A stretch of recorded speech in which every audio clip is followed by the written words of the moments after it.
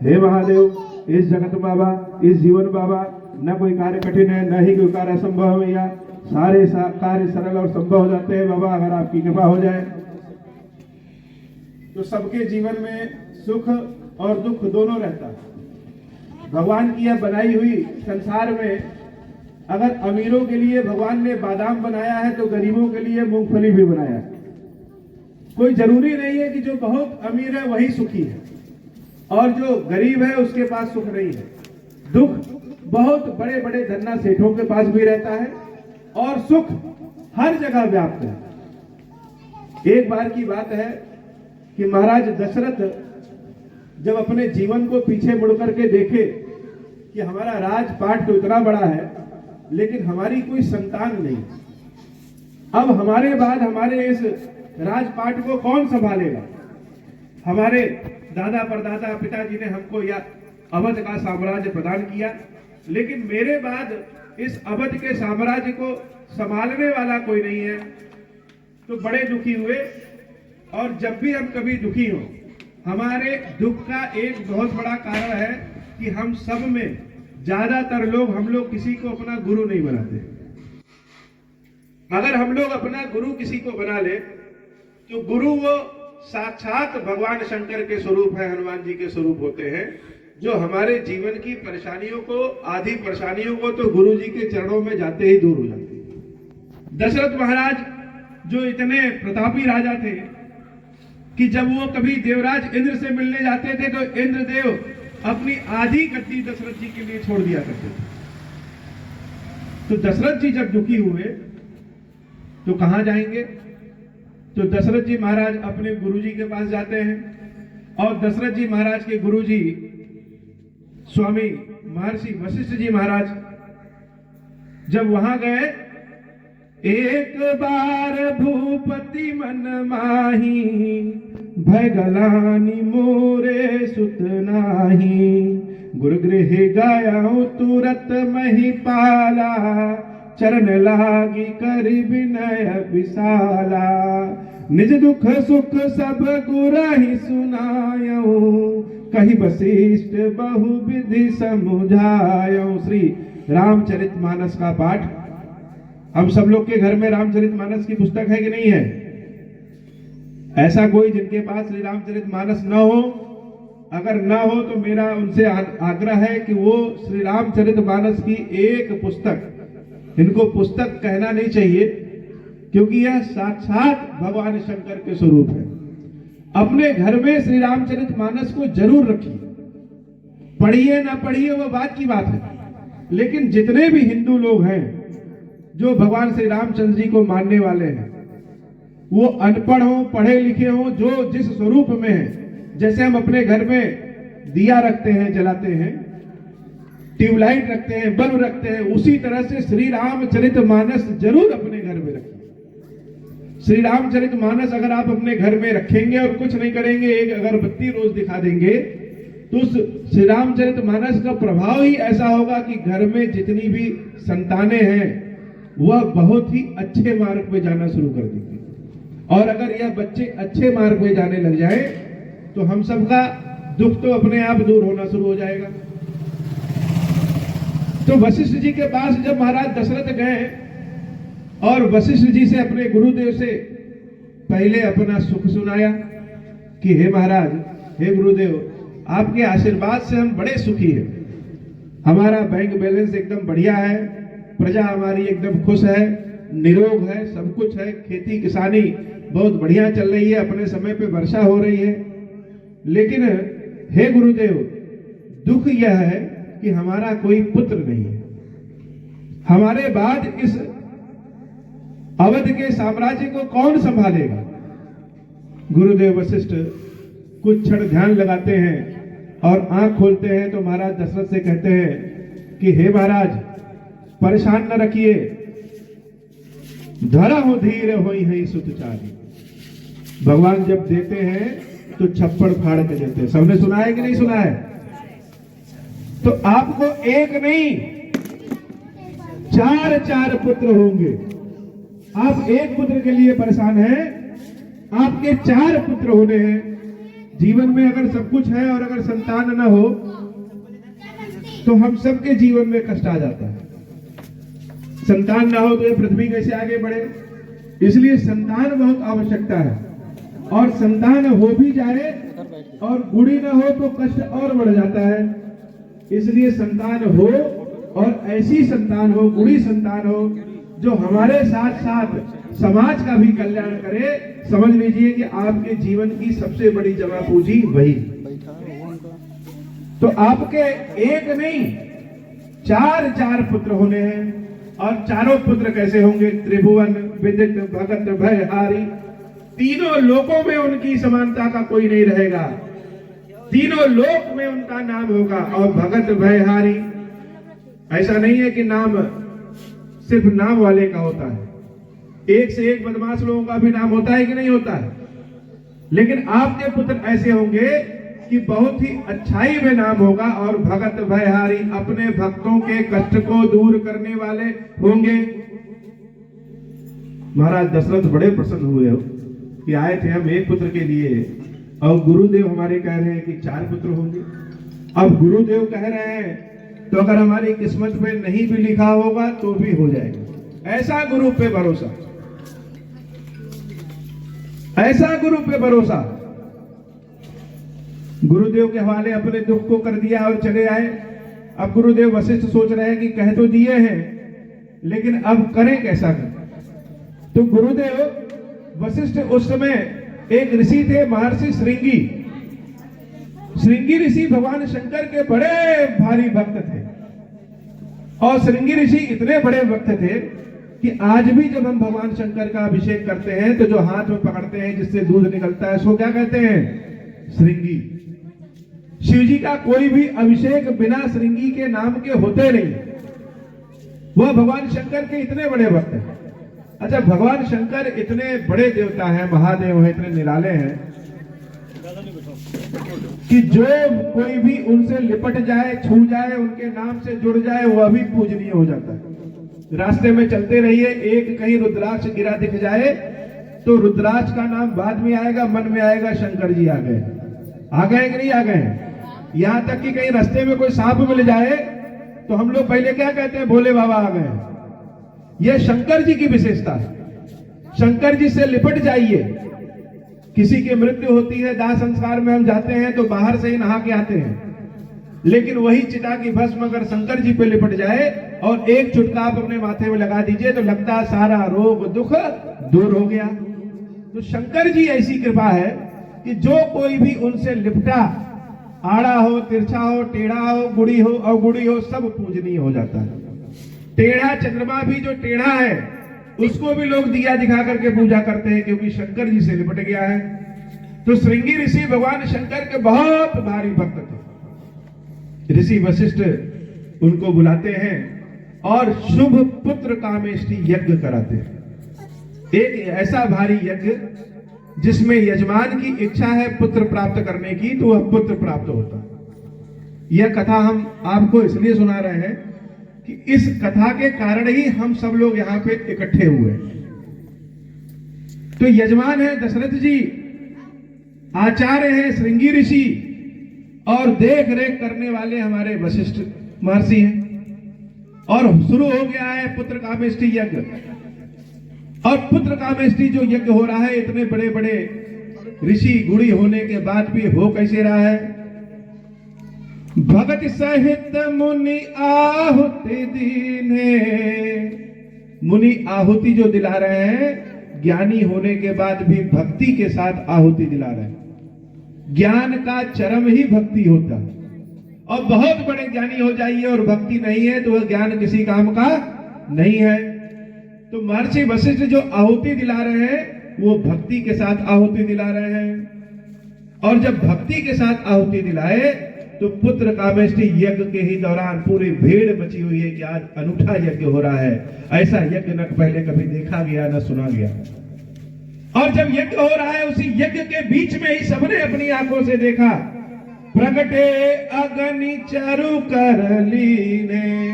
अग्नि कुंड से ही अग्निदेव अपनी देवी स्वाहा के साथ हाथ में एक पात्र लेकर के, एक कलश लेकर के प्रकट होते हैं जिसमें खीर रहता है। भगवान शंकर जब विष्णु स्वरूप में होते हैं तो देवी लक्ष्मी के स्वरूप में होती है। भगवान शंकर जब ब्रह्मा जी के स्वरूप में होते हैं तो देवी शारदा के स्वरूप में होती है। भगवान शंकर जब शिव स्वरूप में होते हैं तो देवी पार्वती स्वरूप में होती है। भगवान शंकर जब अग्नि स्वरूप में होते हैं तो देवी स्वाहा स्वरूप में होती है। मनुष्य और जानवर में क्या अंतर है? मनुष्य और जानवर में एक सबसे बड़ा अंतर यह है कि मनुष्य अग्नि के द्वारा पकाया हुआ भोजन करते हैं और जानवर कच्चा भोजन करते हैं। अग्नि का जो ज्ञान है वही मनुष्यों को देवताओं के स्थान तक ले जाता है। तो भगवान शंकर अग्नि स्वरूप में, अग्निश्वर शिव के स्वरूप में देवी स्वाहा पार्वती जी के साथ प्रकट होते हैं और हाथ में अपने खीर का पात्र लिए रहते हैं। जो उनका वह स्वरूप है वही अग्नि स्वरूप ही बाबा खीरेश्वर महादेव जी का स्वरूप है। बोलिए बाबा खीरेश्वर महादेव जी की जय। बाबा खीरेश्वर महादेव का यह पावन स्थल आपके इसी चौपड़ा से आगे तिराहे पे बाईपास पे जो खीरेश्वर महादेव जी मंदिर है वहां पे है। और हम लोग भगवान के इसी शिव जी के इसी स्वरूप की पूजा करते हैं जिस स्वरूप को पुत्र कामेष्टि यज्ञ में श्रृंगी ऋषि और महर्षि वशिष्ठ ने अवतरित करवाया था, प्रकट करवाया था। और बाबा जब खीर लेकर के प्रकट होते हैं तो यह जान लीजिए कि वह खीर समस्त दुखों को दूर करने वाली है। यह बाराबंकी का जो क्षेत्र है यह वराहबंकी है और संपूर्ण धरती पे 3 क्षेत्र ऐसे हैं जो वाराह क्षेत्र हैं। यह वाराह क्षेत्र अपने आप में अद्भुत है। आज भी हिंदू धर्म में जब कोई पूजा होती है, पंडित जी संकल्प कराते हैं तो संकल्प में नाम आता है श्वेत वाराह कल्पे, अर्थात यह जो समय चल रहा है यह वाराह कल्प, वाराह क्षेत्र का समय चल रहा है। और 3 क्षेत्र वाराह क्षेत्र है। पहला अपना बाराबंकी, दूसरा कश्मीर में बारामूला का नाम सुने होंगे, वाराहमूला, और तीसरा फतेहपुर कानपुर के पास सूकर क्षेत्र जिसको कहते हैं जहां तुलसीदास जी ने राम कथा का ज्ञान प्राप्त किया था। तो यह बाराबंकी हमको पता भी नहीं है, हमको लग रहा है कि यह पीतल का कटोरा है लेकिन यह सोने का कटोरा है। हम जान नहीं पाते इस धरती, इस क्षेत्र का। यकीन करिए कि संपूर्ण क्षेत्र में घूमने के बाद बाबा खीरेश्वर महादेव जी ने इस बाराबंकी के क्षेत्र को अपनी स्थापना के लिए चुना। तो बाराबंकी अद्भुत है। हर 10 किलोमीटर पे यहाँ पे कोई ना कोई भगवान शंकर का अद्भुत स्वरूप हो, चाहे वह कुंतेश्वर हो, चाहे पारिजात स्वरूप में हो, चाहे जिस स्वरूप में, सिद्धेश्वर हो, खीरेश्वर हो, यहाँ भी स्थान देख लीजिए। तो यह क्षेत्र अपने आप में है। इस क्षेत्र के बिना अयोध्या का क्षेत्र नहीं है। और यह क्षेत्र ही ऐसा है जिसके कारण स्वयं भगवान राम प्रकट हुए। तो खीर लेकर के जब अग्निदेव प्रकट हुए तो अग्निदेव कह रहे हैं जो वशिष्ठ कछु हृदय विचारा सकल काजु भासिद तुम्हारा। हे वशिष्ठ, जो कुछ तुमने अपने हृदय में विचार किया है वह सारे के सारे कार्य तुम्हारे सिद्ध होंगे। अब यजमान जो है सारा खर्चा बर्चा वो किए, मन में इच्छा वो रख रहे हैं और देवता जब प्रकट हो रहे हैं तो गुरुदेव वशिष्ठ से कह रहे हैं कि तुम्हारे मन की इच्छा। ज्यादातर तो पंडित जी लोग यही कहते हैं कि यजमान के मन की इच्छा हो, लेकिन यहां पे गुरुदेव की मन की इच्छा पूरी करने के लिए स्वयं भगवान कह रहे हैं। ऐसा क्यों? तो राजा दशरथ गृहस्थ आदमी थे और उनको एक पुत्र चाहिए था जो उनकी बुढ़ापा को ठीक कर सके, राजकाज को संभाल सके, जैसा हम सब चाहते हैं कि हमारे बच्चे हमारी चीजों को आगे बढ़ा सके। अयोध्या के क्षेत्र को ना आगे बढ़ा सके तो कम से कम उतना ही बनाए रखें, सुखपूर्वक बनाए रखें। तो वह जो चाहते तो केवल एक पुत्र चाहते, लेकिन महाराज वशिष्ठ वह ऋषि महर्षि थे, उनके मन में भगवान की इच्छा थी। आज हम अंग्रेजी में जिसको ग्लोबलाइजेशन कहते हैं, हमारी ऋषियों की धरती से, परंपरा से, हमारे हिंदू संस्कृति से, परंपरा से उसको वसुधैव कुटुंबकम कहते हैं। हम हजारों सालों से वसुधैव कुटुंबकम को सोच रहे हैं, अर्थात पूरा विश्व ही हमारा घर है। तो महर्षि ऋषि के मन में भगवान को अवतरित करने की इच्छा थी, इसलिए भगवान ने कहा कि हे ऋषि, आपके मन में जो कुछ भी है वह सब पूरा होगा। राजा दशरथ के मन में रहता तो केवल उनको पुत्र मिलता, भगवान का प्रकटीकरण नहीं होता। लेकिन वशिष्ठ जी के मन में भगवान के प्रकटीकरण की इच्छा थी, इसलिए स्वयं क्षीरेश्वर महादेव ने कहा कि हे वशिष्ठ, जो कुछ तुमने मन में विचारा है, सोचा है, समझा है, कैसा रूप होना चाहिए, किस तरह का होना चाहिए, वह सब कार्य तुम्हारे सिद्ध होंगे। क्षीरेश्वर महादेव जी तो आप कभी जब आपकी कोई मनोकामना रहे, कोई इच्छा रहे, अपने घर से एक कटोरी थोड़ी सी खीर बना करके ले जाइए, महादेव को चढ़ाइए, गारंटी है कि आपके शुभ कार्य सिद्ध होंगे। अब अग्निदेव ने वह खीर का कलश हम सबके घर में कलश होता है, कलश जानते हैं? कलश का मतलब क्या होता है? कलश का मतलब होता है क से महाकाली, ल से महालक्ष्मी और श से महाशारदा। महाकाली, महालक्ष्मी, महाशारदा का जहां वास है वही कलश है। इसीलिए हर पूजा पाठ में हम लोग कलश की स्थापना करते हैं। देवी सीता का जो उद्भव हुआ था वह कलश से हुआ। तो कलश में खीर लेकर के जब आए और खीर उन्होंने दशरथ जी को दिया और आदेश दिया, यह अभिबाट देहु नृप जाई, जथा लोग जही भाग बनाई, कि हम आपको यह खीर दे रहे हैं और आप अपनी इच्छा के अनुसार जिसको बांटने की इच्छा हो उसको बांट दीजिए। राजा दशरथ की 3 महारानियां थी, राजा ने उस खीर के 2 भाग किए।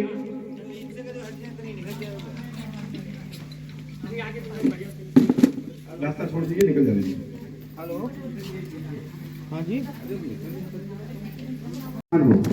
उसी एक ही कमरे में आप सोते बैठते उठते हैं, लेकिन उसी में छोटा सा कोना अपने भगवान के लिए, देवता के लिए एक दीपक जलाने के लिए बचा दी। ये कलयुग है, जहां आप रहेंगे भगवान भी वहीं रहेंगे। आप गरीबी में रहेंगे, भगवान भी गरीबी में रहेंगे। आप अमीरी में रहेंगे, भगवान भी अमीरी में रहेंगे। भगवान आपको छोड़ के नहीं जाने वाले हैं। आप कहते हैं कि मीट मछली खाते हैं, उस कमरे में भगवान नहीं रख सकते, रखिए तो न मीट मछली छूट जाए तो कहिए। एक बार उनको जगह देके देखिए सिकोड़ करके कि भगवान एक थोड़ा सिकोड़ दिए हैं, वो खुदे पैर और फैला लेंगे, और जब उनको छोटा पड़ेगा तो आपको बड़ा कर दे देंगे। लेकिन रखिए, आज हम लोग इस रास्ते पे कथा कह रहे हैं, एक समय ऐसा आएगा कि कथा ऐसी होगी कि लोग रास्ता मांगेंगे कहां गाड़ी खरीदकर। तो भगवान खीर देते हैं और राजा से कहते हैं आप अपने अनुसार बांटिए। राजा उस खीर के 2 भाग करते हैं। आधा भाग महारानी कौशल्या को दे दिए और जो आधा भाग बचा उसका 2 भाग फिर किए और आधा भाग कैकेयी अम्बा को दे दिए, और जो फिर आधा भाग बचा उसके फिर 2 भाग करते हैं और 1 भाग कौशल्या अम्बा को, 1 भाग कैकेयी अम्बा को फिर से देते हैं।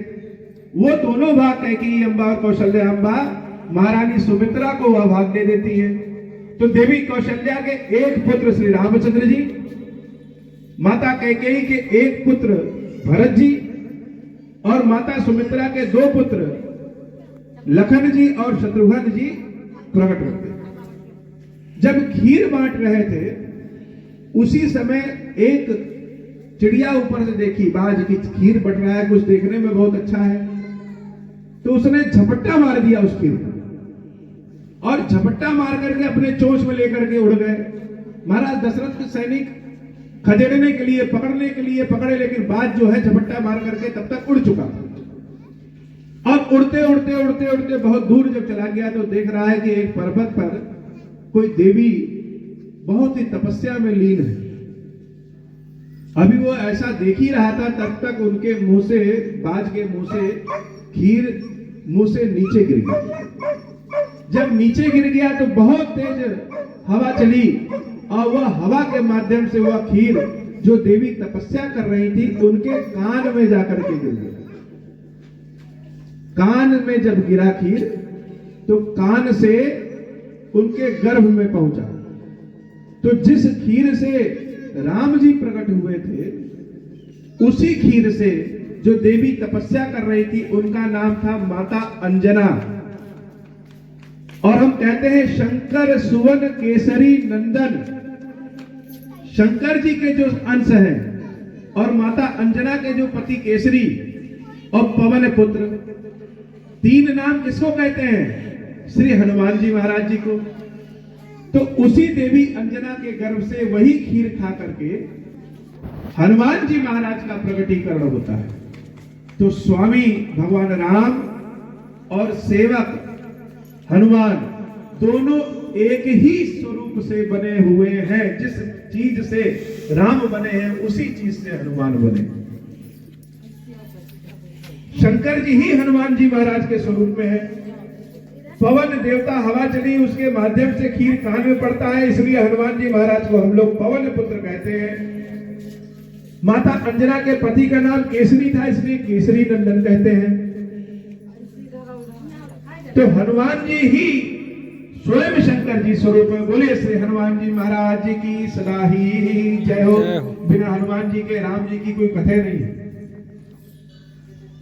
तो खीर सबको बराबर बांट दिया, और जब बांट दिया तब धीरे धीरे मंगल शुरू हुआ। चारों ओर चर्चा हो गई अग्निदेव की, खीरेश्वर महादेव की। उन्होंने खीर दिया है। रानी बहुत समय बीता। समय बीतने के बाद जब कोई काम बनना होता है तो अपने आप बन जाता है। किसी काम को बनाने के लिए बहुत कोशिश करिए, नहीं बनेगा, लेकिन एक दिन ऐसा आएगा अपने आप बन जाएगा। जोग लगन ग्रह बार तिथि सकल भय अनुकूल। भगवान के आने का मंगल समय शुरू हो गया और सारे ग्रह, सारे नक्षत्र, सारा समय, सारी तिथियां सब अनुकूल हो गई। चर अरु अचर हर्ष जुत राम जन्म सुख मूल। जिनके कान थे, जिनके अंदर जीव था, वह तो हर्षित हुए ही हुए। जिनके कान नहीं है, जो सुन नहीं सकते, जिनके अंदर जीव नहीं है, जो पत्थर है, वह भी हर्षित हो गए राम जी के जन्म के समय। कभी कभी ऐसा लगता है कि चारों ओर बड़े आनंद का समय है क्यों यह पता नहीं चलता, लेकिन हम सोचते हैं बड़ा अच्छा लग रहा है आज तो, पता नहीं क्यों दिल बहुत प्रसन्न है। जो लोग बहुत ही ज्ञानी होते हैं वह जानते हैं कि आज क्या बात है। जब चारों ओर प्रकृति एकदम अच्छी हो गई, खबर फैल गई कि कुछ अच्छा लगा, तब ब्रह्मा जी को लगा कि लग रहा है भगवान हम प्रकट होने वाले हैं। और जब ब्रह्मा जी को लग गया कि भगवान प्रकट होने हैं, तो उन्होंने धीरे से यह बात शारदा देवी को बताई। और जब शारदा मैया को पता चल गया, तो माताओं को अगर बात किसी को पता चल जाए तो समझ लीजिए पूरे समाज को पता चल गया। इसलिए भक्ति की शुरुआत माताओं बहनों से ही होती है। अगर देवियां भक्ति कर रही हैं, भक्ति में लीन है, दीपक अपने घर में जला रही हैं, तो निश्चित रूप से यह जान लीजिए कि वो अपने आने वाले 7 पीढ़ियों को तारने की कोशिश कर रही हैं, आगे बढ़ाएंगे। एक माँ स्वयं भले अनपढ़ हो, लेकिन अपनी संतान के लिए सबसे ज्यादा ज्ञानी होती है। और माँ अगर भक्ति में लीन है तो इस समाज को सुधरने से कोई रोक नहीं सकता। सरस्वती माता को खबर मिली कि भगवान अवतरित होने वाले हैं। उन्होंने सारे देवताओं को सूचना दे दिया कि भगवान अवतरित होने वाले हैं। अब भगवान अवतरित कहाँ होंगे? माता ने बताया कि अयोध्या में अवतरित होंगे। नवमी तिथि मधुमास पुनीता, शुक्ल पक्ष अभिजित हरि प्रीता, मत दिवस अति शीतल धामा, पावन काल लोक विश्राम। आनंद ही आनंद हो गया। नदियां अपने आप साफ हो गई, पेड़ पौधे अपने आप फूल वाले हो गए, ऋतुएं एकदम आनंदमय हो गई। न ही दिन था न ही रात थी, धूप भी बड़ी अच्छी लग रही थी, ना बहुत ठंडी ना बहुत गर्मी, सब कुछ अपने आप अपने स्तर से सही हो गया। ब्रह्मा जी बधाई दिए सबको कि भगवान आने वाले हैं। देवता लोग अपने अपने विमान लेकर के, अपनी अपनी गाड़ियां लेकर के सब आसमान में मंडराने लगे, ढोल मजीरा बजने लगा। लेकिन कोई धरती पर नहीं आ रहा है। धरती पे आ जाएंगे बिना भगवान की अनुमति के तो डांट भी सुननी पड़ सकती है। एक चीज नोट कर लीजिए कि जीवन में आगे बढ़ने के लिए परिश्रम जितना आवश्यक है, बिना मेहनत के आगे नहीं बढ़ सकते। उतना ही बातों को गुप्त रहना भी सीख लीजिए। हर बात तुरंत सबको नहीं बता देनी चाहिए, क्योंकि आपके जीवन में जितने मित्र हैं उतने ही आपसे जलने वाले भी हो सकते हैं। पहले काम को अपने कर लीजिए, फिर उसकी चर्चा किसी से करिए। तो देवता लोग अगर धरती पे आ जाएंगे तो सब लोग जान जाएंगे कि राम प्रकट होने वाले हैं। इसलिए सब अपने अपने जहाज लेकर के, अपनी अपनी चीजें लेकर के आसमान में मंडराने वाले हैं। ब्रह्मा जी भी वहीं पहुंच गए, सारे गंधर्व ढोल नगाड़े लेकर के बजा रहे हैं और ऊपर से पुष्प बरसा रहे हैं। अस्तुति करहि नाग मुनि देवा बहुविधिला वही निज निज सेवा। भगवान भी लगा कि बिना कहे लोग जाएंगे नहीं। भगवान सबको विदा करते हैं, सब अपने अपने घर जाते हैं प्रभु के दर्शन करके। और सुर समूह विनती करी पहुंचे निज निज धाम, जग निवास प्रभु प्रगटे अखिल लोक विश्राम। हम खूब मेहनत कर ले, खूब धन कमा ले, लेकिन सुख हमको तभी मिलेगा जब आराम करने को मिले। अगर हम दिन भर मेहनत करें और रात में सोने को न मिले, क्या सुख मिलेगा? चाहे कितना बढ़िया भोजन कर लीजिए, अगर विश्राम नहीं मिला तो सुख नहीं मिल सकता। और राम क्या है? राम ही वह है जहां सब कुछ विश्राम हो जाता। आंख बंद करिए, राम का ध्यान करिए, ना कुछ मांगने की इच्छा होगी, ना कुछ कहने की इच्छा होगी, बस विश्राम मिल जाएगा। तो संसार में अगर कहीं विश्राम मिल सकता है तो सिर्फ राम जी ही विश्राम दे सकते हैं। तो भगवान के प्रकट होने का समय आ गया है। और भगवान जब प्रकट हुए, भय प्रगट कृपाला दीन दयाला कौशल्या हितकारी। हमने बहुत सी कथाएं सुनी है जिसमें भजन गीत संगीत बहुत बजता है। हम आपको रामचरितमानस की कथा सुनाना चाहते हैं। रामचरितमानस के अनुसार भगवान कैसे, कथा भजन हम हर जगह सुन सकते हैं, लेकिन श्री रामचरितमानस की कथा जब सुनेंगे और कथा सुनने के बाद जब रामचरितमानस का पाठ करेंगे तो लगेगा कि रामचरितमानस की कथा आपके दृष्टि पटल पर चल रही है। तो भगवान का स्वरूप कैसा है? राम जी को जब प्रकट होना हुआ तो राम जी का स्वरूप कैसा है? सबसे पहला स्वरूप भय प्रकट कृपाला। राम जी कैसे हैं? बड़े कृपालु हैं। पहले वो कृपा बरसा देंगे। जैसे किसी इत्र के पास जाइए तो इत्र खुशबू देता है कि नहीं देता है? इत्र यह तो नहीं करेगा कि ठाकुर साहब है इनको खुशबू ज्यादा देंगे और पंडित जी को कम देंगे। इत्र तो इत्र है। आप सही मन से जाइए, बुरे मन से जाइए, गोरे हो काले हो, जैसे जाइए उसको हाथ में लगाइए, उसको चुराने चले जाइए, लेकिन उसका काम है खुशबू देना।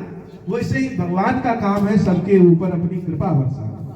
राम जी का जो स्वरूप है वह राम जी का स्वरूप क्या है? वह राम जी का स्वरूप सबसे पहला स्वरूप कृपा बरसाना है। इसलिए भगवान के स्वरूप में प्रकट हुए कृपाला। अब कृपा बरसाने के बाद फिर उनका दूसरा स्वरूप है दीन दयाला, जिसका कोई नहीं है उसके राम है। जो लोग बहुत ज्ञानी है, पढ़े लिखे हैं, नमामि शमीशान निर्वाण रूपम गा सकते हैं, बड़े बड़े संस्कृत का श्लोक गा सकते हैं, 10,000 साल तक एक पैर पे खड़े होकर तपस्या कर सकते हैं, यज्ञ कर सकते हैं, क्या उन्हीं के भगवान है? भगवान तो सबके हैं। जो गूंगा है, जो बोल नहीं सकता, उसके भी राम है। जो गरीब है, जिसके पास धन नहीं है, जिसके पास अगरबत्ती घुमाने का पैसा नहीं है, राम उसके भी। जो अनपढ़ है, जो बहुत पढ़ा लिखा है, राम उसके भी। भगवान सबसे पहले दीनों के।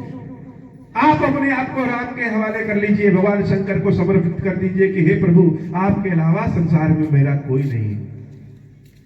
और मान लीजिए तो राम के अलावा संसार में आपके पास कोई नहीं रहेगा। भगवान कृपा करेंगे, सारा संसार आपका होगा। तो भगवान का स्वरूप दीन दयाल है, दीनों पे कृपा करने वाले हैं। कौशल्या हितकारी, उसके बाद अपनी माता देवी कौशल्या के हित के स्वरूप में पैदा होते हैं। अब माता कौशल्या का हित ही समाज का कल्याण है। हर्षित महतारी मुनि मनहारी अद्भुत रूप विचारी। भगवान जब प्रकट होते हैं तो उनका दिव्य स्वरूप देख करके माता हर्षित हो जाती है। यह है कौन? यह है कौन अचानक से? और इनका रूप इतना सुंदर है कि ऋषि मुनि जो ध्यान में रहते हैं वो भी अपनी पूजा पाठ ध्यान आदि छोड़ करके भगवान को जाकर के लिपट जाए उनसे। भगवान ने आंख बनाई है, किसी चीज को हम देखते हैं अच्छा लगता है, लेकिन ज्यादा अच्छा तब लगता है जब उनको छूते हैं। कोई सुंदर बच्चा रहे, आप दूर से देखिए अच्छा लगेगा, लेकिन वह बच्चे को गोदी ले लीजिए तो और अच्छा लगेगा। तो ऐसा रूप भगवान का, ऋषि मुनि भी अपना पूजा पाठ ध्यान छोड़ करके भगवान को जा करके छू ले हाथों से, ऐसा स्वरूप भगवान का, इतना सुंदर स्वरूप, अद्भुत रूप विचारे लोचन अभिरामा, तनु घन श्यामा, नीले रंग के भगवान का स्वरूप है। निज आयुध भुजचारी, चार भुजाओं के साथ चतुर्भुज स्वरूप में भगवान विष्णु प्रकट होते हैं। भगवान के जिस स्वरूप को देखने के लिए लोग अन्न धन ज्ञान सब कुछ छोड़ देते हैं, घर परिवार छोड़ देते हैं, न जाने कितने सालों तक एक पैर पे रह करके तपस्या करते हैं, वह रूप जब माता कौशल्या के सामने प्रकट हुआ तो माता कौशल्या की आंख खुली की खुली रह गई। भगवान के इस स्वरूप को भूषण वनमाला नयन विशाला शोभा सिंधु करा, जब माता देखती है तो हाथ जोड़ लेती हैं। हम सब दिन रात भगवान की आरती करते हैं, मंत्र पढ़ते हैं, लेकिन अचानक कहीं भगवान शंकर प्रकट हो जाए डमरू लेकर के, तो आधे लोग की तो सांसें रुक जाएगी। यह कौन आ गया? और सारा ज्ञान धरा का धरा रहेगा। हम सोचते हैं उनको यह सुनाए वह सुनाए, कुछ बोल नहीं पाएंगे, मुंह फड़फड़ फड़फड़ करेगा, आवाज नहीं निकलेगी। भगवान का जब स्वरूप देवी कौशल्या देखती है तो हाथ दोनों जोड़ लेती हैं और कहती है, क्या कहें हम आप, सुंदर कहें तो सुंदर भी तुम्हारे सामने कम है तुम्हारा जो स्वरूप है, विशाल कहें तो विशाल भी तुम्हारे सामने कम है जो तुम्हारा स्वरूप है। कहें क्या? ना ऐसा कहीं देखा, ना कहीं ऐसा सुना, ना ऐसा विचार किया। वेदों में जैसा लिखा है, ऋषियों मुनियों ने जैसा बताया है, हे भगवान आप तो उन सबसे बढ़ चढ़ करके हो। क्या कहें? भगवान आपके घर आ जाए तो आप सोचेंगे क्या खिलाएं, जलेबी खिलाएं, रसमलाई खिलाएं, अरे वो सब तो पहले से उनके पास है, उनको क्या खिलाएं। तो हे प्रभु कई दुई कर चोरी अस्तुति तोरी, कहीं भी दिकारो अनंता।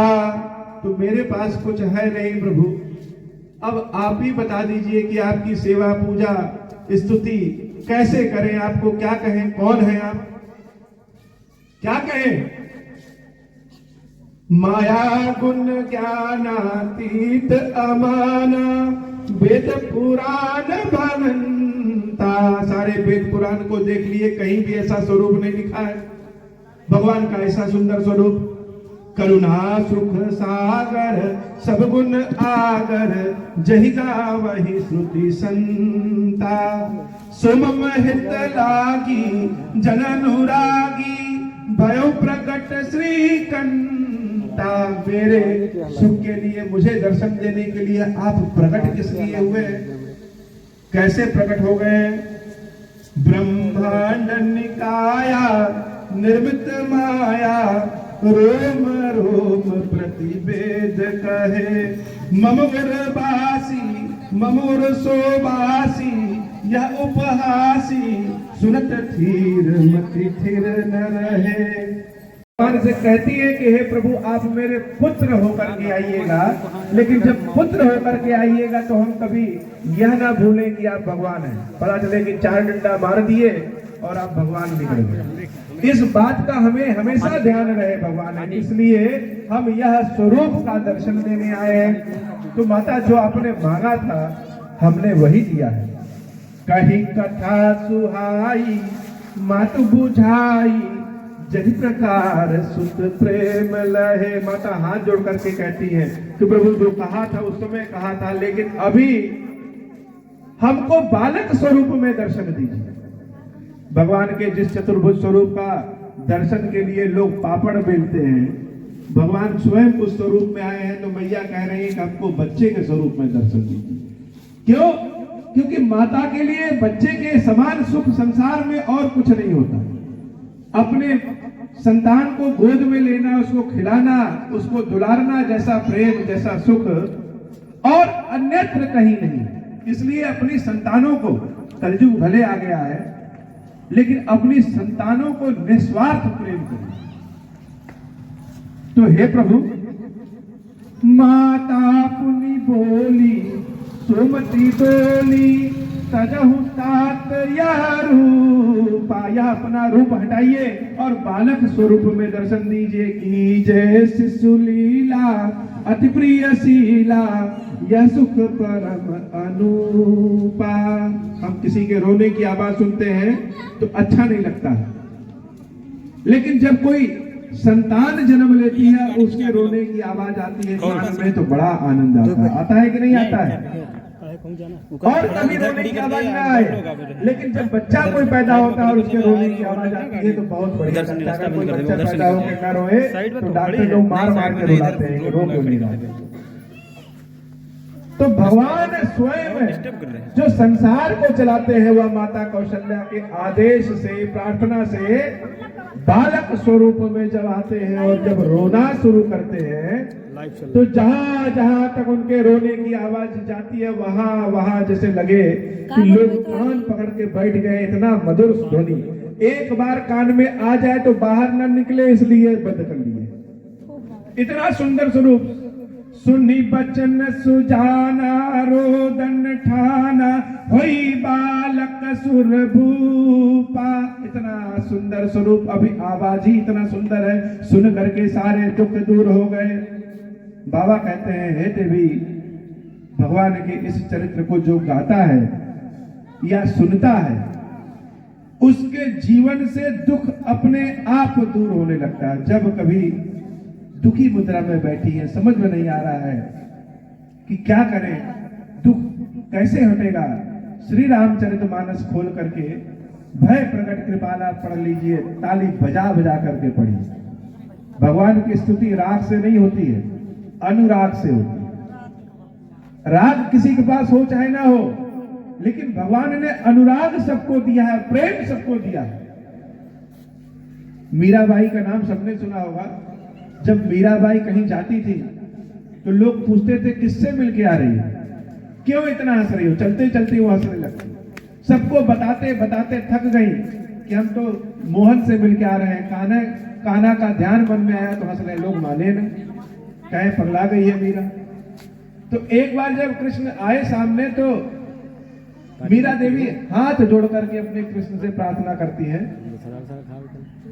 कि हे नंदलाल, लोग तुम्हारे बारे में मुझसे पूछते हैं और हम बताते हैं तो मानते नहीं, इसलिए अपनी निशानी हमको दे जाओ कि लोग पूछे तो हम बता दें कि ये सबूत मोहन की है कि मेरे पास आए थे और हम उन्हीं से बात कर रहे हैं।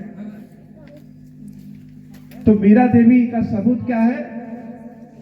बसो मेरे नैनन में नंदलाल, कि मेरी आंखों में बस जाओ। लोग पूछे कहां से आई हो, किससे मिलकर आई हो, किससे बात करी हो, आंख खोले तो तुम्हारा स्वरूप लोग जान जाए, कह दे अच्छा कृष्ण से मिलकर आए, हमको बताने की आवश्यकता ना पड़े। अब भगवान आंख में बस जाएंगे तो कैसा होगा? छोटी मोटी आंख तो हो ना, नैना बने विशाल बड़ी बड़ी आंखों के साथ बस जाओ। तो जब जीवन में कभी लगे कि मन हमारा कुछ उचटा पुचटा है, मन मान नहीं रहा है, तो भगवान के इस स्वरूप को जो पढ़ेगा, जो गाएगा, आनंद के साथ मनाएगा, यह चरित जे गावई हरिपद पावई ते न परहि भवकूपा, उसके जीवन में दुख नहीं आएगा, वो अपने आप दुख दूर हो जाएगा। ऐसा भगवान शंकर कहे। और शंकर जी जो कह दे वही सत्य है, वही शिव है और वही सुंदर है। उसके अलावा संसार में कुछ सत्य नहीं है। अगर झूठ बात भी शंकर जी कह दे तो मान लीजिए कि वह सत्य हो। बोलो खीरेश्वर महादेव जी की जय हो।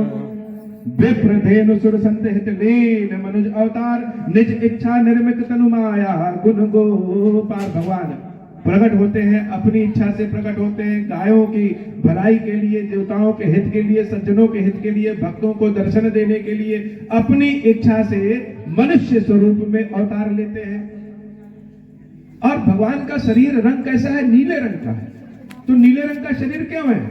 क्योंकि जो भगवान का, हम लोग का जो शरीर है वह पंच तत्वों से बना है, हड्डी से बना है, चमड़े से बना है, क्षितिजल गगन पावन इस सब से बना है। लेकिन रामचंद्र जी का जो शरीर बना है वो भगवान शंकर से बना है। शंकर जी नीले रंग के हैं, इसलिए रामचंद्र जी भी नीले रंग के। अब शंकर जी क्यों नीले हैं? शंकर जी के बारे में तो हम लोग कहते हैं कर्पूर गौरम, एकदम कपूर के समान गोरे हैं। तो समुद्र नीला क्यों दिखाई देता है? क्योंकि आसमान नीला है तो समुद्र भी नीला दिखाई देता है। रामचंद्र जी नीले हैं तो रामचंद्र जी का ध्यान जब शंकर जी करते हैं तो वह नीले हो जाते हैं। तो भगवान राम का शरीर ही शंकर जी से बना है। जब रोना शुरू किए, चारों ओर रोने की आवाज गई, सुन सुरुदन परम प्रिय बानी, ऐसा लगा कि चारों ओर से आनंद ही आनंद, जो सुने वही आनंद आए।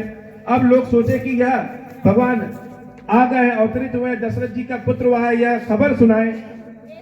कोई ऐसा होता है जो बुरी खबर लेके पहुंचता है तो उसको कुछ नहीं मिलता है, लेकिन शुभ समाचार अगर कोई लेकर के जा रहा है तो बहुत कुछ भी पा जाता है।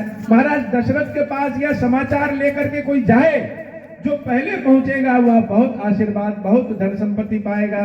लोग दौड़ करके गए और दशरथ जी महाराज से कहे कि हे महाराज, आपके पुत्र पैदा हुआ है। दशरथ जी महाराज जैसे ही सुने कि मुझे पुत्र पैदा हुआ है, तुरंत मुंह से कहने लगे, जाकर नाम सुनत शुभ होई।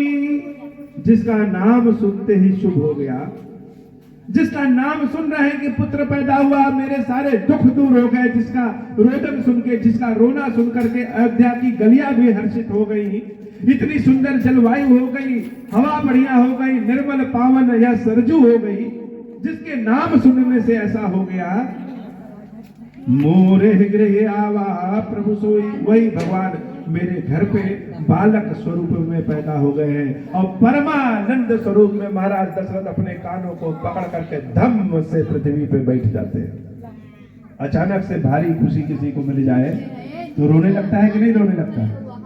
किसी चीज की बहुत इच्छा हो, आप चाहते हो कि आपका बच्चा पढ़ लिख के डीएम बन जाए, बहुत कठोर परिश्रम कर रही है, स्वयं 4 रोटी की भूख है, 2 रोटी खा रही है और किसी तरह बच्चे को पढ़ा रही है। पढ़ाते पढ़ाते एक दिन ऐसा समय आए कि वह बच्चा आए, कहा कि माँ हम बाराबंकी के डीएम बन गए, तो आपके मुंह से हंसी नहीं आएगा, सबसे पहले रोना शुरू कर।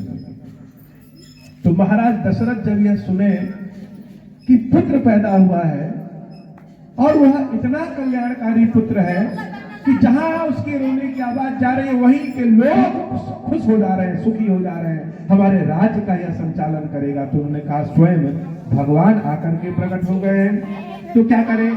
सबको बुलाए कि आओ आओ जल्दी आओ। कहा बुलाई बजाओ बाजा, जहां तक हो सके मंगल बनाओ, बाजा बजाओ। पूरी अयोध्या की गलियों में बाजा और सिंहनाद होने लगा, शंखनाद होने लगा, जो जहां मिले वहीं नाचने आ गए कि राम प्रकट हो गए हैं। लोग बड़े आनंदित हो गए, चारों ओर सारे घर समाज सज गए, मंदिर सज गए, लोगों के अपने अपने घर सज गए, रामचंद्र जी का प्रकटीकरण हो जाता है और लोग आनंद मनाते हैं। श्री रामचरितमानस की कथा अनंत है और कथा को 1 महीने तक लगातार कहा जाए 4-4 घंटे तो भी पूरा नहीं होता। आज एक दिन में राम कथा संपूर्ण कह पाना और सुन पाना यह असंभव है। इसलिए भगवान की कथा और भक्त की कथा, भगवान की कथा क्षीरेश्वर महादेव के स्वरूप की कथा हम लोग सुने, भगवान राम के जन्म की कथा सुने, और जब तक हनुमान जी महाराज की कथा ना सुने तब तक कथा पूर्ण नहीं होगी। इसलिए भगवान के जन्म के बाद भगवान की और सारी लीलाओं की कथा हम फिर कभी सुनेंगे। और अब हम लोग श्री हनुमान जी महाराज के बारे में सुन रहे हैं। राम जी की कथा कोई ऐसा नहीं है जो न जानता है, हर आदमी जानता है, लेकिन जितनी बार आप सुनेंगे पढ़ेंगे जैसे लगा कि पहली बार सुन पढ़ रहे हैं, उतने अच्छा है। तो बात उस समय की है जब माता सीता का हरण रावण कर ले जाता है। राम जी के लिए जीवन में कम दुख नहीं आया। राम जी चाहते थे अयोध्या से एक बाण चला के रावण को मार सकते थे कि नहीं मार सकते थे, लेकिन भगवान है वह कह रहे हैं कि जब सुख आए तो कैसे रहो और जब दुख आए तो कैसे रहो। शंकर जी एक कृपा करते राम जी पे, जंगल ही महल बन जाता। लेकिन वो भगवान है, वह जीना सिखा रहे हैं कि जब आपके पास दुख रहे तो भी कैसे जियो और जब सुख रहे तो भी कैसे जियो। राम जी जैसे प्रतापी, जिनके पास सारे ऋषि मुनि चल करके आते हैं कि राम आए हैं जंगल में, राम आए, जंगल ही मंगल हो गया। जो जंगल वनवास कहते हैं वो मंगलवास है। अयोध्या में राम रहते तो उतने आराम से नहीं रहते। सोचिए, माता जानकी रसोई बनाती है, अपने हाथ से भोजन कराती है, जहां जंगल में जाती है वहां तुलसी जी के फूल के पौधे लगाते। जानकी जो जन जन की जान जाए वही जान जाए, वही जानकी। जो पेड़ की, पौधों की, चिड़ियों की, पशुओं की, इंसानों की, अनपढ़ों की, पढ़े लिखों की, जो सबके मन की जान जाए वही जानकी। तो माता जानकी ने भगवान के जंगलवास को मंगलवास बना दिया। लीप पोत करके, चाक चौबंद करके एकदम बढ़िया से भोजन बनाती। भैया लक्ष्मण सेवक के रूप में रहते, रामचंद्र जी के लिए लकड़ी तोड़ कर ले आते, माता उस पर भोजन बनाती और रामचंद्र जी की सेवा, अभिषेक, उनकी पूजा आदि के लिए सारी व्यवस्था लक्ष्मण जी महाराज करते। लक्ष्मण जी जैसा सेवक हो और जानकी जैसी पत्नी हो तो जीवन उसका अपने आप राजा है। वो अयोध्या के राजा नहीं, संपूर्ण भारत के राजा बने गए। तो राम जी के जीवन को माता जानकी और भैया लक्ष्मण ने बहुत ही मंगलकारी बना दिया और लोग दूर दूर से आते और राम के चरणों को पकड़ लेते हो। लेकिन जब जानकी राम के जीवन से चली गई तो कोई राम के पास नहीं आया। सब कहने लगे जो राम को ईश्वर कहते हैं उनके पास इतनी ताकत नहीं है कि अपनी पत्नी को बचा सके। यह ईश्वर नहीं है। बहुत तो यह भी कहे कि यह ढोंगी भी हो सकते हैं। लोग कहने वाले कुछ भी कह सकते हैं। पहले लोग चल के राम के पास आते थे। सारे पढ़े लिखे समाज ने राम से किनारा कर लिया। मानस उठा के देखिए, जब माता जानकी का हरण हो जाता है उसके बाद राम जी से मिलने कोई नहीं आता। फिर क्या किए भगवान? जो निरक्षर थे, जिनको लोग कहते हैं कि यह गरीबी में, जंगली है, नीची जाति जिसको कहते हैं, भगवान उनके दरवाजे पे चल के स्वयं जाते हैं। माता शबरी के पास जाते हैं और माता शबरी एक एक बेर को चुनती है, कहीं भगवान को कोई तीखा बेर न मिल जाए, सड़ा बेर न मिल जाए। जो बेर मीठा होगा वही खिलाएंगे।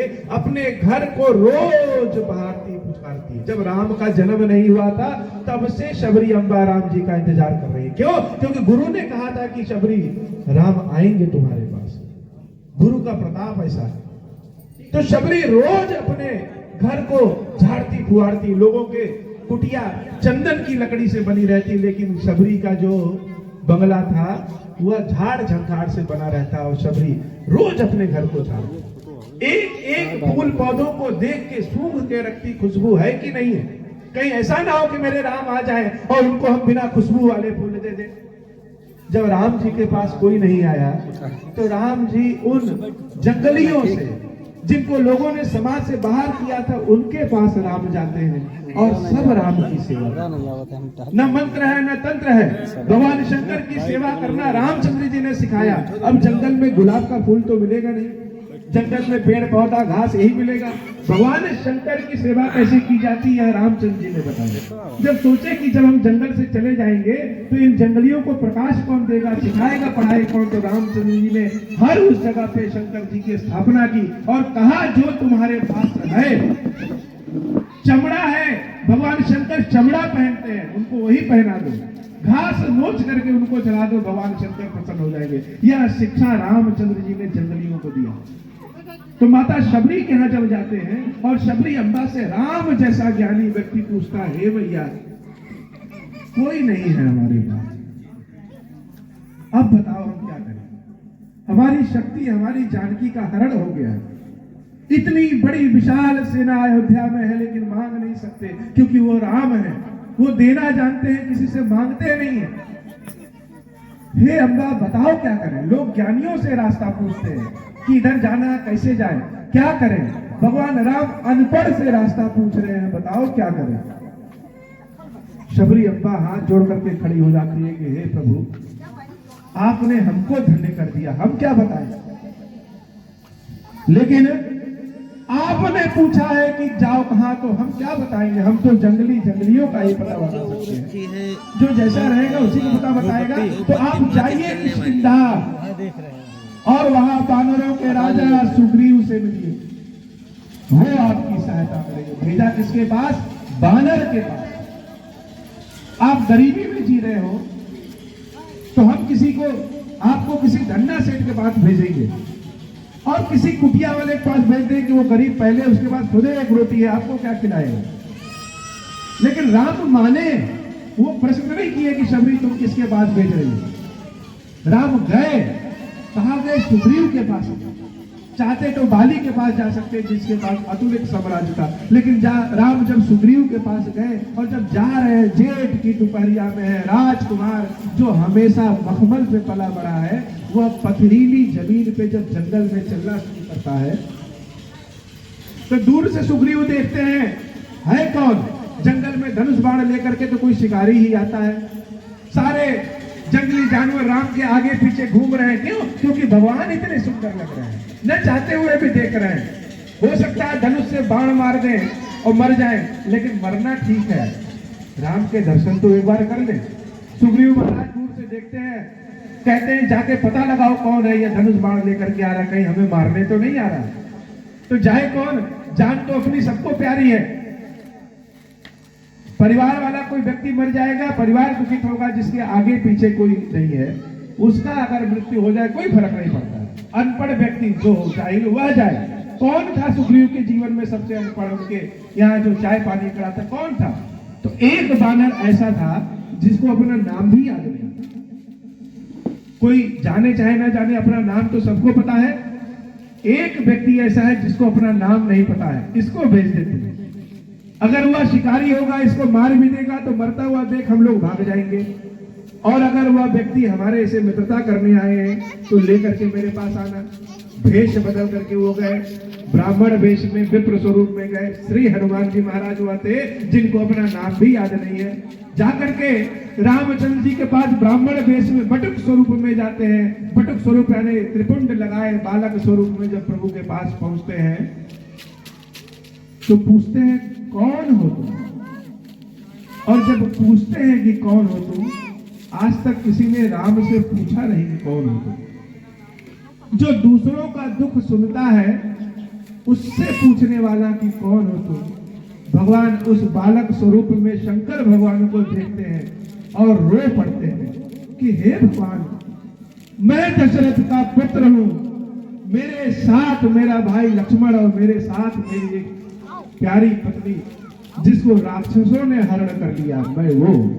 हनुमान जी महाराज जब उनको देखते हैं तो देखते हुए कहते हैं मनुष्य हो, नहीं, इतने सुंदर हो कि तुम कोई देवता हो। नहीं, देवता नहीं, कहीं ऐसा तो नहीं साक्षात भगवान हो।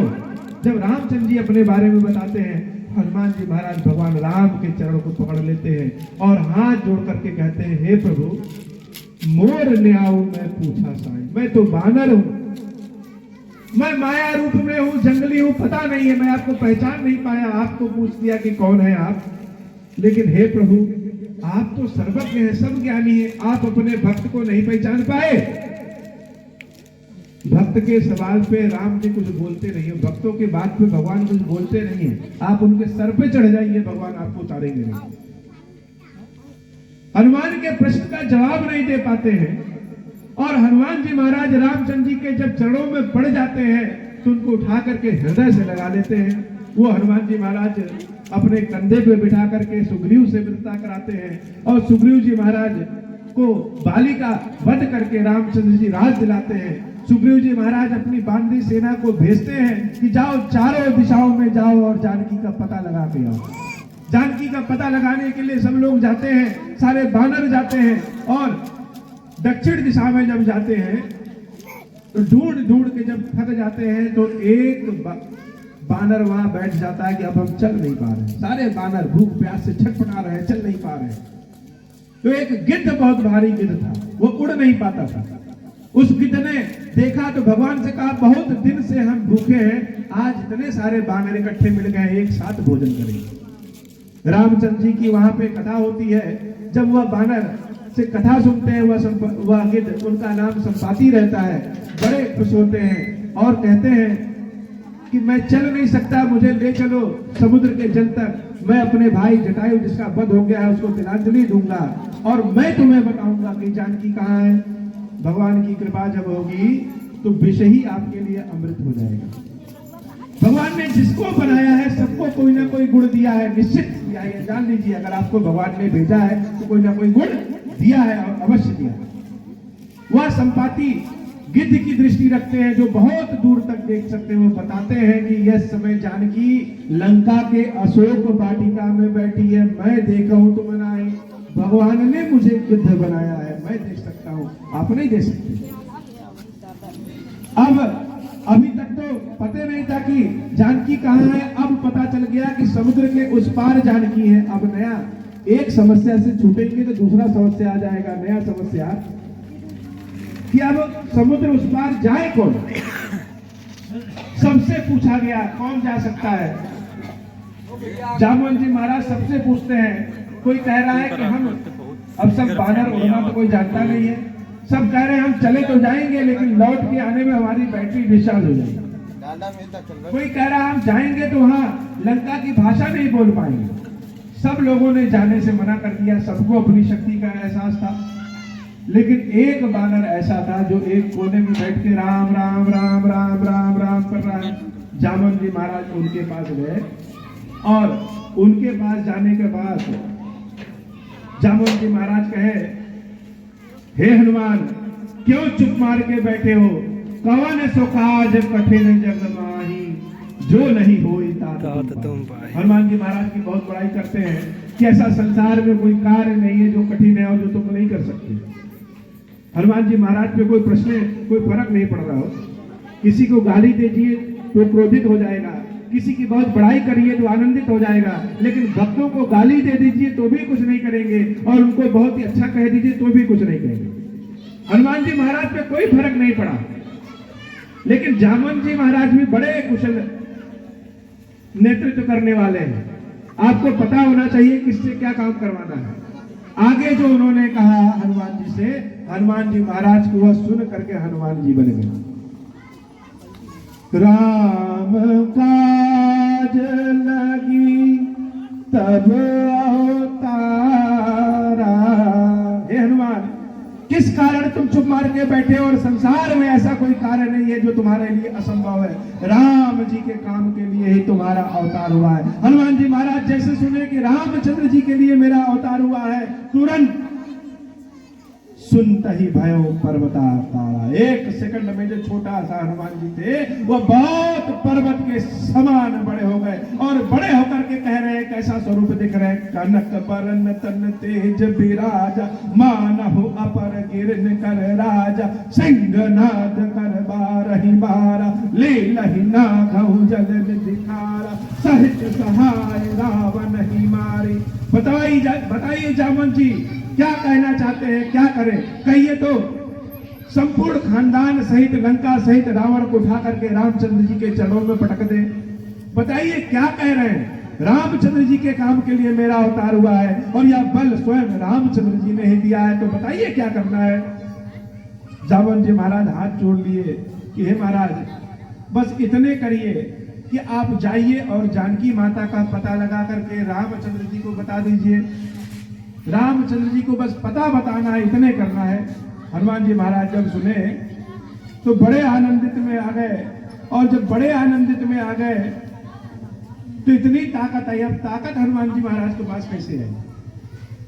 जब रामचंद्र जी सबको भेज रहे थे तो रामचंद्र जी कोने में हनुमान जी महाराज को बुलाए और एक अंगूठी दिए निकाल कर, कहे इस अंगूठी को ले जाकर के जानकी को बता देना और मेरा हालचाल दे देना और जानकी का हालचाल ले आना। अब हनुमान जी महाराज के पास कोई हमारी तरह जैकेट तो पहने नहीं थे कि जेब रखा हो, वो अंगूठी रखे कहां? तो बंदरों के पास उनके मुंह में भगवान एक पॉकेट बनाए रहते हैं जिसमें वो जब हर चीज भर लेते हैं जल्दी जल्दी। तो हनुमान जी महाराज छलांग जैसे लगा रहे थे, जैसे अंगूठी गिर गई। अब अंगूठी रामचंद्र जी दिए हैं कि जानकी को दे देना और अंगूठी गिर गई। यह कौन सा काम? तो अंगूठी को खोजने लगे। तो वहीं एक साधु महाराज बैठे थे। साधु महाराज अंगूठी खोज करके देते हैं, कहते हैं यह अंगूठी पकड़ो। तो हनुमान जी पूछते हैं इसको रखे कहां? तो कहे मुंह में रखो अपने। हनुमान जी कहे कि यह झूठा नहीं हो जाएगा। तो भक्त के लिए ना कोई झूठा होता है और ना कुछ साफ होता है। भक्त के लिए बस भगवान का काम होता है। हनुमान जी महाराज उस अंगूठी में वो जैसे ही मुंह में रखते हैं तो हम सब कहते हैं प्रभु मुद्रिका मेल मुख माही, जल ढिलांग गए अचरज ना है। जैसे वो अंगूठी मुंह में रखते हैं इतनी ताकत आ जाती है हनुमान जी महाराज को कि कब समुद्र लांघ जाते हैं कोई जान नहीं पाता है। तो हनुमान जी महाराज के बाद जो शक्ति आती है वो रामचंद्र जी के दिए हुए अंगूठी से ही आती है। आज की कथा हम लोग इतने ही विश्राम करें और आज एक दिवसीय कथा है। हनुमान जी की कथा, सुंदरकांड की कथा अपने आप में बहुत ही आनंद प्रदान करने वाली है। तो अगर आप लोग की इच्छा हो तो और किसी एक दिन, कम से कम 2 दिन और लगेगा हनुमान जी की कथा सुनाने में। सुंदरकांड ऐसा है कि अगर आप सुंदरकांड की कथा सुनेंगे और सुंदरकांड पढ़ेंगे तो आपके